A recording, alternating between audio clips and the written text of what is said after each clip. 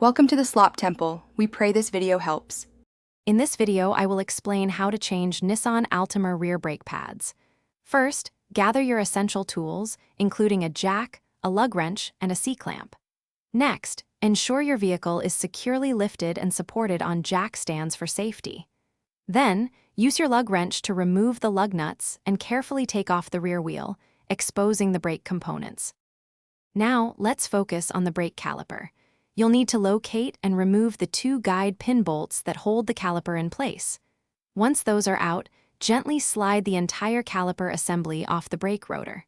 It's crucial to support the caliper properly. Never let it hang by the brake hose, as this can cause damage. Use a wire or bungee cord to secure it. With the caliper out of the way, you can now remove the old brake pads from the caliper bracket. Pay attention to how they were seated. Next, it's time to retract the caliper piston. Use a C-clamp or a specialized piston tool to push the piston back into its bore. Finally, carefully install your new brake pads into the caliper bracket, ensuring they are seated correctly.